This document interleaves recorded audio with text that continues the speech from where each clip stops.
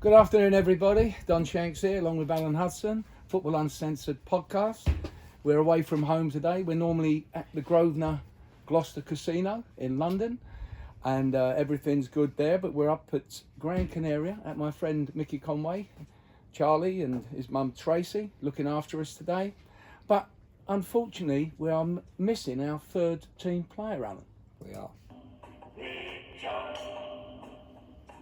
Every morning at the mine, you could see him arrive. He stood 6'6" and weighed 245, kind of broad at the shoulder and narrow at the hip.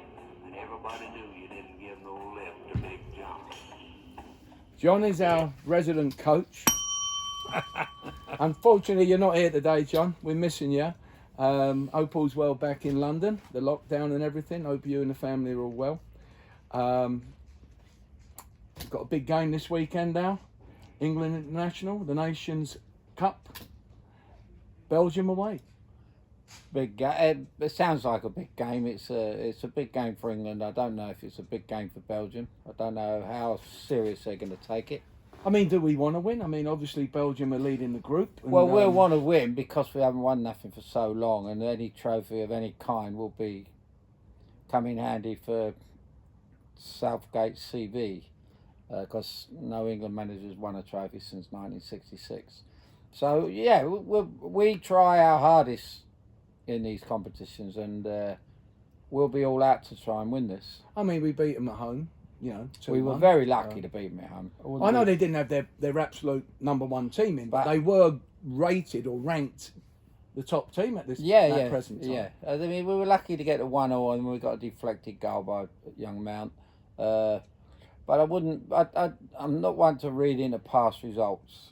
Well, it's a must-win game for us. It looks like. I mean, they've got 9 points. We're playing in Belgium. Denmark have got 7, the same of us. So if we actually don't get nothing, well, for them to be top of the pile, they must be taking it somewhere near seriously. But it would be interesting to see what team they field. Because we know for sure England will field their strongest possible team. But we don't know, will De Bruyne play? Will they? You know, when they got niggly injuries, when competitions like this, they don't risk them. Right. I mean, let's get on to the England team. We're not really sure what way Belgium are going to go, who's available, who's fit, you know, who's going to be in their starting lineup. But we'll talk about the England team. Obviously, it looks maybe like Pickford in goal, although he's had a up and down sort of start to the season. He doesn't look very confident at the moment, that's for sure.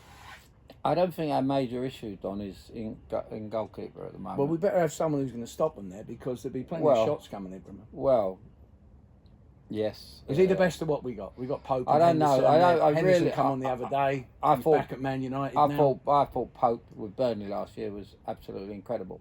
He had about 17 clean sheets in a row or something. Something diabolical. But, you know, he doesn't become a bad goalkeeper overnight. The kid's obviously a great goalie, and I would have stuck by him. Yeah, fair comment. I mean, obviously, the last sort of couple of games, Harry Maguire, he's looked as though he's got a bit of his old form back. You know, he looked quite dominant the other day when they played. And then, you know, sort of, they won 3-1. I felt that he had a good game against Everton. Yeah, I'm not one for going over the top for defenders like that when we really are not playing against top strikers.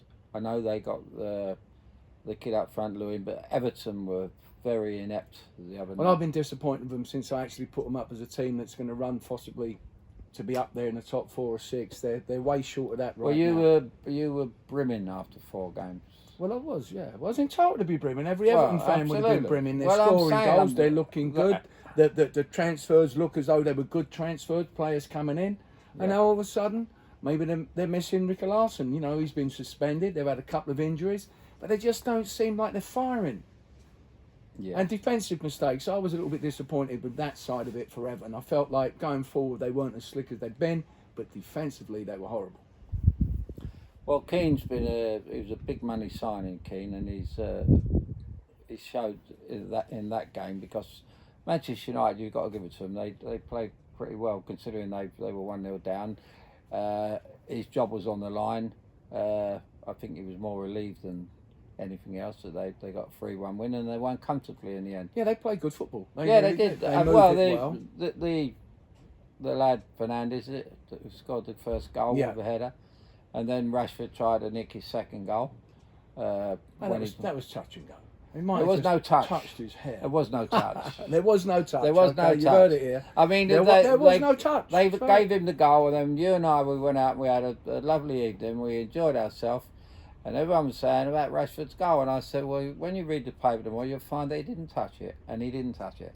But he tried to claim it. Now, I find that wrong. I don't. Well, he doesn't get many headers, so I think he might have liked to have got a little header in to shut him up. No, at least head it on. You know. Yeah, I don't try to say I'm something I'm not. So don't try and nick other people's thunder. All right, fair comment. All right, 3-0 last night against the Irish. We watched the game. Why are they playing these games? You better ask someone a lot higher up than me, because I don't understand it. I think there's too much football played in this time, in times of the pandemic. Why add another competition to the problem? Then they'll be moaning about there's too much football. We're going to be playing all year round now. It looks that way. Why introduce this competition? It's I promise you, Don, if I was playing in the modern day game, I would say to my manager first. If I was at Stoke, I'd say to Waddington, could you do me a favour? Could you write a letter to the England manager and say I'm not available? Yeah. I want to concentrate on my league. Having a couple of drinks. And a night out. And a night out. Absolutely. I wouldn't. I see this as a pointless competition. Whoever wins it, if they celebrate, then they need to. They should have reviewed it, because the bottom line is really quite simple. If you look at the players, Premier League we're talking about here, they had basically no pre-season training. On the back of the pandemic, everything stopped. All the fixtures got rammed in together. They're playing midweek. They're playing here, there and everywhere. And now they're at the Nations Cup. They've had an international friendly last night. They've had no holiday with the family. And now they're going to go straight into the Euros next year. So they have no break when it gets to May, when the season's finished. You're going straight into the Euro camp. You're playing in June. It runs to the middle of July. Got the FA and then Cup. You've got the Nations League final in October after that. What's going on? They've got the FA Cup, the Champions League. They've got all that. Carabao. Yeah. So they're going to be playing all different teams. I mean, it's a shambles fixture-wise. I really believe that. Well, that is exactly the word, and that's what we are. We're a shambolic nation, and FIFA are to blame, UEFA are to blame, and the FA are to blame. It's ridiculous. And these players, the only thing you can say about it is they've got to earn their money. Yeah, no, so true. They're getting very well paid, overpaid, most of them. But, they didn't play like we played. The moanists had to play 3 games in 4 days over Easter. But they're playing a lot of games, and a good manager now would just say, look, we're not training no more, just keep playing. And, they'll be getting the sick note, won't they? They'll be, the club doctor will say he's got a slight hamstring, not going to make it, and bump. Yeah. Then they'll be playing the weekend for the team. Yeah, it's cleared up. It is ridiculous. As a player, you're going to look at the fixture list, you're going to say we're playing Belgium in the Silly Cup, and then we're playing so-and-so in that cup, and then we're playing Manchester City. What game do you want to play in? Yeah, sure. Yeah, let's play Man City. Let's play Man City. Let's make sure we're up for that. And Klopp will be saying to his players, "Don't get injured." It's got to be a nightmare for a manager looking at players playing in there who you're actually going to be really relying on a week later. You are there. You're actually sort of sitting there. Yeah. Please just get through the 90 minutes. Yeah, and you're playing against these teams that a nothing game. Yeah, and you watched the Irish last night. They didn't have a clue. Yeah, it was a bad day. I could have got. The team out the Golden Line and give them a good game. They must have a good team, that Golden Line. Well, they did, but I pardon myself. But no, and I remember the days when I was a kid at Chelsea. Tommy Docherty didn't want his players to go on international duty for these kind of games. He wanted his players to play in internationals, obviously, but not these needless ones, because he didn't want players coming back injured. Yeah.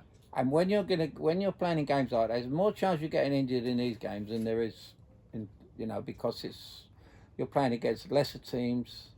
You're playing against teams that when we played, teams like even Sweden, for instance, are a decent nation now. We used to go there on holiday, and I remember Don Revie at Leeds. he would take his teams to go and play in Sweden for shooting practice. He used to come back and win 14-0, 16-0 against teams that now come through the Avida. Well, the Scandi clubs, it was all the same. You go to Norway, you go to Denmark, you go to Sweden, you go on a tour. You know, it was good for the boys, all them good-looking women there, and people loved you. And last night. You know, you couldn't miss. Last night, last night, absolutely. Good old Sweden. But, you know, and you see the Greeks, they were the same. The Danes won the European Championship, and we'd never won it. I mean, but these were the nations that we used to go. Getting back to last night's game. I thought you say last night's woman. Last orders, yeah. Last night's woman. 2 large vodka Swiss. Last night's game. We're our talking point. Jack Grealish. You got Sancho as well. These two boys are probably going to be playing anytime soon in the big games for England. He brought Grealish off after an hour. It weren't Jack's greatest game, but he still runs the show. He was getting plenty of balls from players. The players know that Jack is the go-to player now. Yeah. They've seen what he's done in the Premier League. Everybody's seen what an impact he's made. Villa have had a great start. But Southgate can't fancy him. No, I think Jack, who played for an hour last night, I think he'll be very disappointed with his performance last night, Don. I think he had a great opportunity to show, but I think probably with the opposition being what they were. It was too easy, but, you know, he's still... You've always said do the easy thing. Well, absolutely. Whatever. Oh, and he does that great. That's what I love about Grealish. He can do anything with the ball, but he does the simple things perfectly. But my only concern with Jack, and I love him as a player, is that he cannot afford to give Southgate the chance or opportunity to leave him out, and Southgate's looking to leave him out. He don't want him in the team. Harry Redknapp said that last week. We're setting up in an international game with the view to keep it tight. Let's be well organised. Let's make sure we don't lose. Hopefully we can build something up and get one on the board, and then we're just going to hold it there. I'm more the other way, and you are. Let's go out, get our best players out there, get the creative players. Let's have a go at people. Let's put on a good performance, and we probably will win. We're going to wait for these teams to come. Yeah, but you're talking about you and I. That's why we're not the England manager, because the England manager... Well, he wants to have a look at himself if he's not picking Grealish. Can everybody be wrong? Tell me. No, we're not wrong. Is there any player in England playing right now who's English that wouldn't put Jack Grealish in the England team? Would they not? If they all picked an England team, I should think Grealish would be more or less the first one picked. Absolutely. And as you said last night, they were looking to give him the ball because they trust him with the ball and they want to play. Look, you're playing for Chelsea, they all getting into Hudson. I'm playing for QPR, it's into Bowles and Francis. We all know who to give this thing to make a difference. And them boys last night, he touched it before he came off, 15 minutes before he came off, they were just all coming to. Well, I think... so they all realise how good this kid is. Take one step back. And he's not a kid, is he? He's 27. No, absolutely not. And he's 27. Get away from last night on the international scene, and his performance at Emirates a week ago was out this world. It was embarrassingly good. Yes. And he showed the whole country, good job it was televised, he showed the whole country just how good he is. But he also showed that against the champs, Liverpool, when he destroyed them as well. He did. So here he is, destroyed Liverpool, he's destroyed Villa, Arsenal. Yes. And you're looking and you're saying to yourself, if he can't be picked to start in our national team, there's something wrong with the manager. If he's got a system, why is he messing around with Grealish then if he don't want to play him? You got names on your paper there now. Yeah. The first thing you do if you're a manager, if you're a manager and I'm your coach, and I'm your coach, I wouldn't be a coach anyway. Don't want to be like John Sitton. I'll be two managers. We're sitting here right in the middle there. John likes coaching. John likes coaching. He loves coaching. We don't have a coach. Right in the middle of our team here, we put Grealish, and then we build the team around him. As simple as that, because that's what's... You think he's that good? I really do think he's that good. I know he's that good. Yeah, and I'm saying to myself... And so does Dean Smith. Yeah, agreed. So does John Terry. Yeah. Have a word with Gareth Southgate, see what he thinks. So you reckon he'll play? I think the jury's He out. took him off after an hour. That's a good sign for Jack. Could be a bad one. Why? He might think, get off and I want to play somewhere else. Southgate has got his own. He's got his own reasons to play him. If he don't play him, I think, Mr. Southgate, your taxi's ready. You know. And I'll drive it, and I can't drive. Yeah, just jump out when it comes to the cliff. Yeah. But no, I can't see it being an awkward situation for Southgate. I think it's a no-brainer. You got the one player in the country, everyone loves him. You know that he's a big game changer. Yeah, you know there's a little bit of risk involved because he might give the ball away in a bad area. You're going to get attacked quick, but you work around it, don't you? Well, we haven't. It's not a risk on as such because you've got other players. I mean, at Villa they got the little fella Louise that does all the donkey work, and if Jack loses it, he pounces. Yeah. Well, Barkley's doing a lot in that department as well. Barkley's come on a long way since he's put a Villa shirt on. Yeah.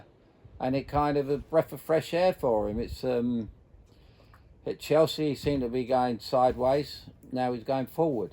And, he's got a lot of energy. And I think he's played with Jack in the international team. He's played with him in the training in the international. I wouldn't mind seeing that England midfield. Grealish on the left, Barkley next to him, Mount on the right, Henderson sitting right in there. You got Henderson and Rice sort of similar in as much as quite dominant, tough, players who can score their goals. Of course they can. But generally speaking, they're in there just to keep it all together and keep the ball moving and get it to our best players. I don't know where on present he's going. form, I think you're right about Barkley. I would have argued with you a couple of months ago, but on present form in a Villa shirt, I think him and Jack look like to be really enjoying a game together and they're getting results, and you can't ask for more than that. Mount's the one with all the energy.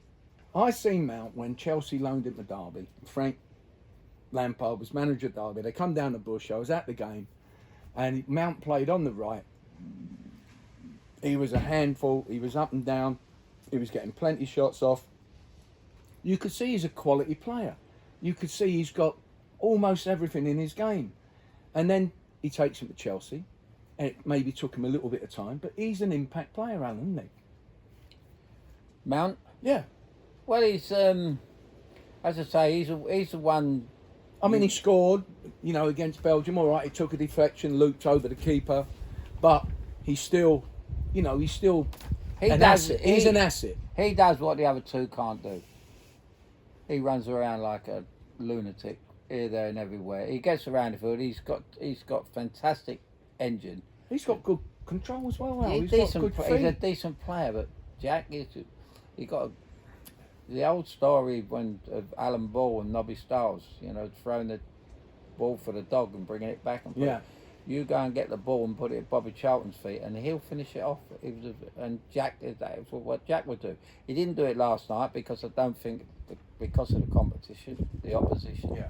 I think no, but I think you're pretty much spot on with the midfield. You couldn't get any better. I'd like that midfield. If Barkley can remain in that form, Jack's a certainty. Jack won't change. Yeah. He's a nap. We've got Grealish with a skill.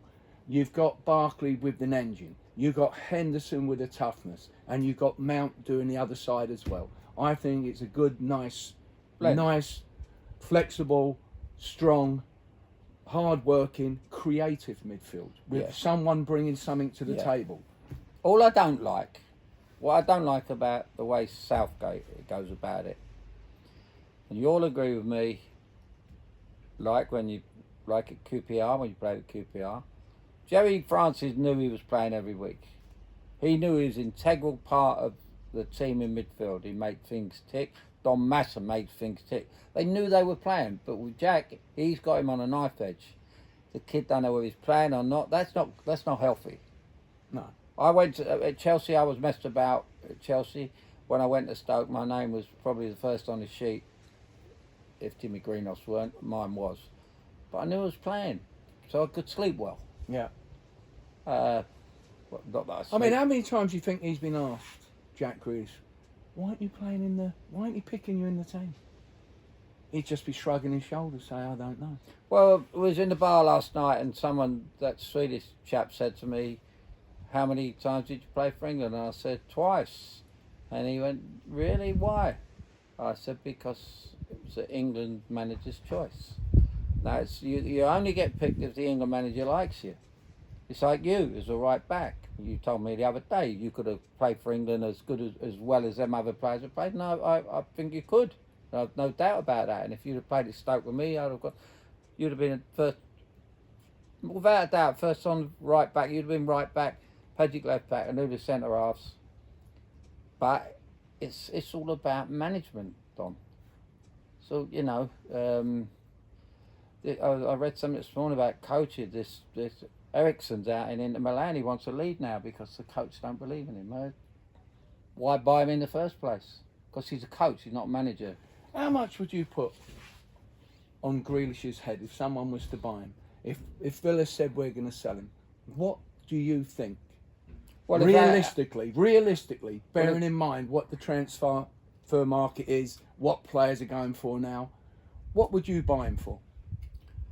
Well, I would break 100 million? No, 120? More than that. I mean, if they've got Sancho, which Man United tried to buy. Harry Maguire's 80 million. Work it out. Yeah. So we're saying 120. No, I'd go more. You go more? Yeah. 27 now. He ain't 22. 27. He's got a good 5, 6, 7 years left in him. Okay. He will get better because the way he plays, he plays with his head. He's smart. John, what do you think? He's agreeing. He likes Jack. John Sitton likes Jack. Jack the lad, we call him. So look, we got the game. Should we give the people our selection in regards to what we think the result will be? What, against Belgium? Yeah.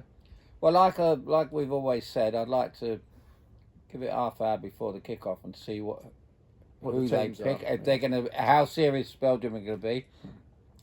If De Bruyne's going to play.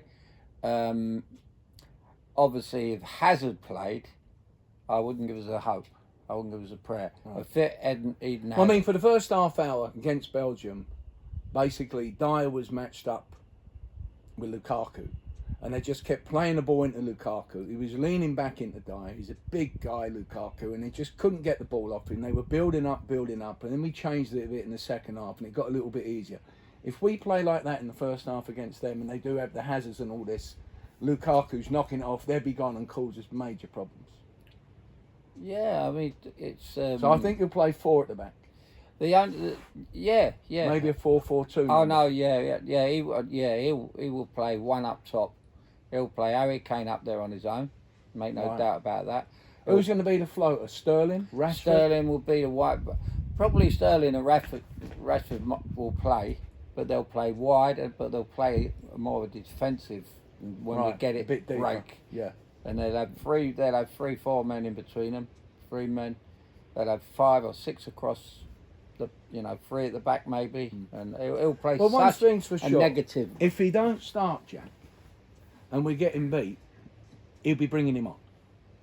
And this is where I think it becomes a little bit unfair, because we all know that, like, all of a sudden we're all like putting him up here. What a player!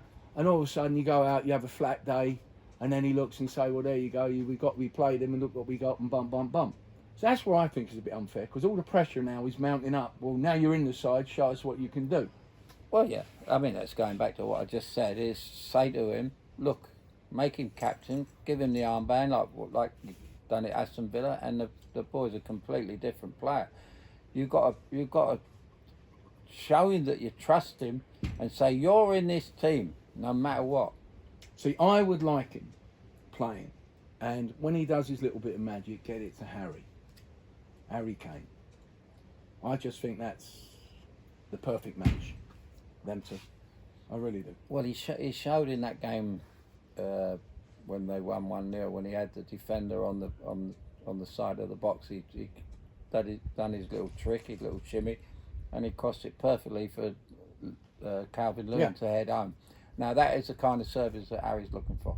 That's true. And he don't really need that, so because Harry can score anyway. But I agree with you. Harry Kane must say, please pick Grealish. I would say so, yeah. Please, creator. So come on, what's the score? Give the people back. I think if Belgium pick their proper team, I think Belgium will win. 1 apiece. Yeah. Sit on the fence, Don. Sit on the fence. Yeah. Take the 9-4. What I'm saying. Anyway, so from me and Alan, hope you guys are all safe back in the UK or wherever you're watching this. We're having a bit of fun here. We're looking forward to the game of the weekend, and take care. Thanks for watching. And it's a bit cloudy. It's a little bit cloudy.